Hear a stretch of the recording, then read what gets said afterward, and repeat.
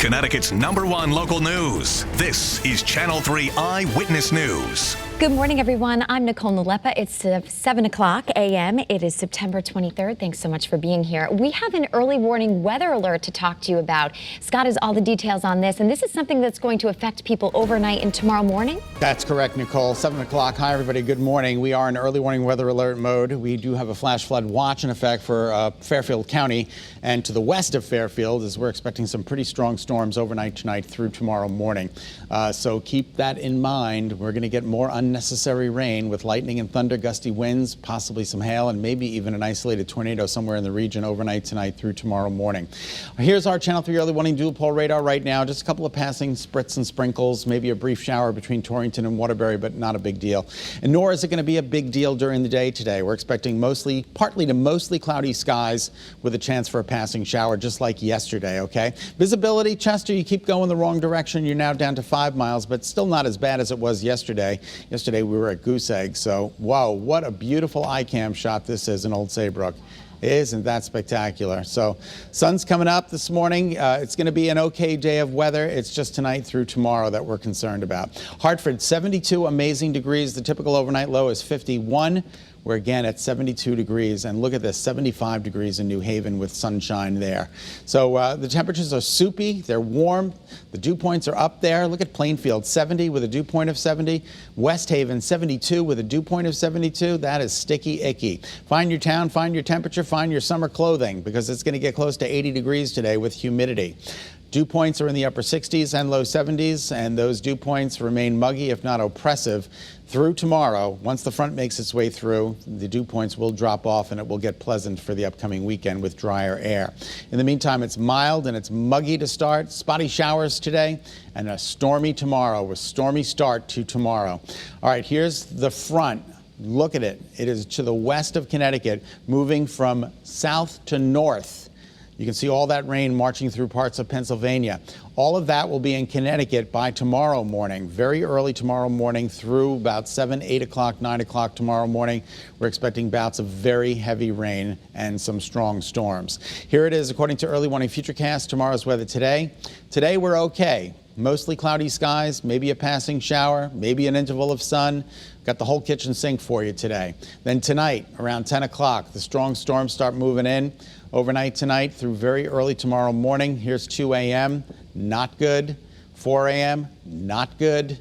7 a.m., it finally starts to wind down, and we're looking at a better latter part of the day tomorrow as opposed to the beginning part of the day.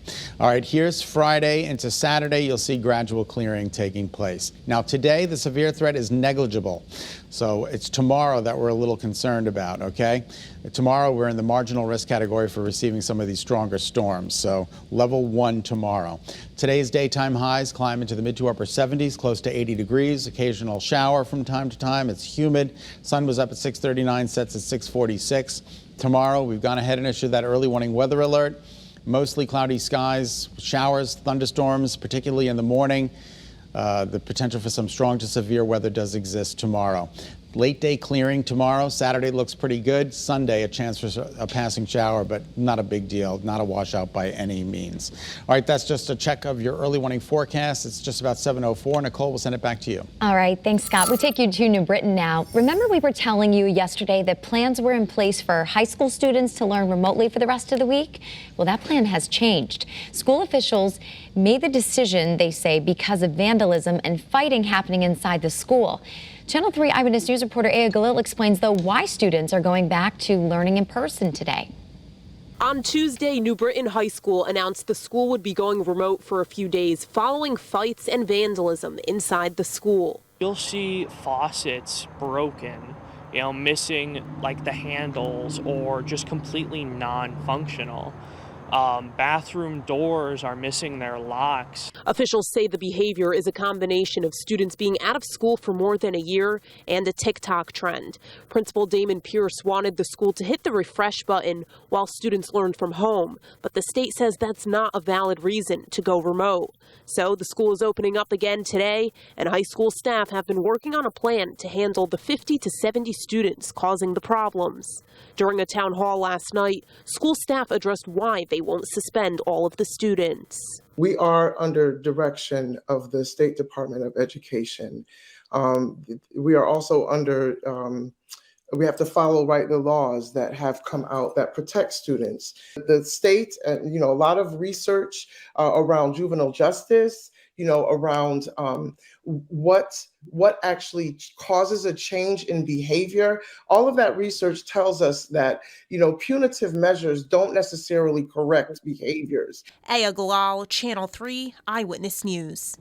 Now on to our nation's fight against the coronavirus. The FDA just approved a third COVID vaccine dose for older Americans, those who have underlying health conditions, and those who have high-risk jobs. But as Channel 3 Eyewitness News reporter Roger Suzanen tells us, it's not a done deal yet. The CDC will have the final say, and a CDC advisory committee will be voting today on who should be eligible for the Pfizer booster. Now, it's important to stress that the booster shot has not been approved for everyone, but it will impact a lot of us.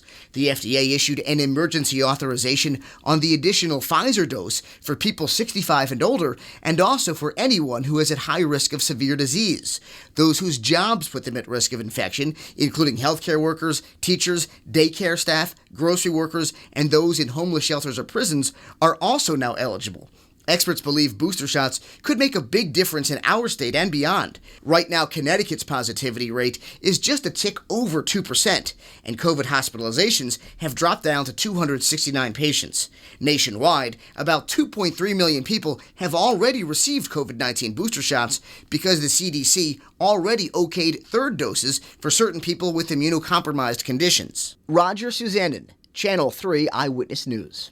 Meantime, Governor Lamont wants his emergency declarations extended. He's calling for the General Assembly to meet in a special session next Monday to renew the declaration of public health and civil preparedness emergencies that were issued during the pandemic.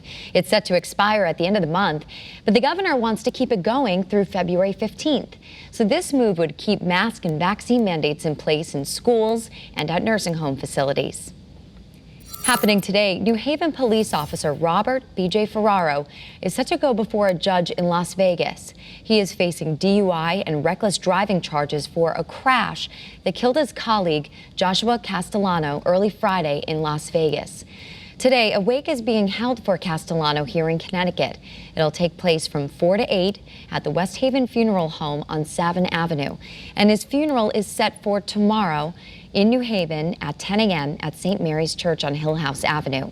The burial will follow at Grove Street Cemetery. Also today, the woman who accused a Navy sailor of wearing a fake uniform at Central Pizza in Berlin is due in court. Berlin police say 45-year-old Lori Desjardins of Southington was charged with assault and breach of peace. She was released on a $10,000 bond. Thank you so much for tuning in to Eyewitness News this morning on your Friday Eve. Remember, you can get news and weather updates anytime on the Channel 3 app. Today is the perfect day to make sure you have that Channel 3 app downloaded and you have your phones charged, because remember, that early warning weather alert could prove to be a bit dicey overnight into tomorrow morning. So stay tuned with all the latest updates. Be healthy, stay positive. We'll see you back here tomorrow.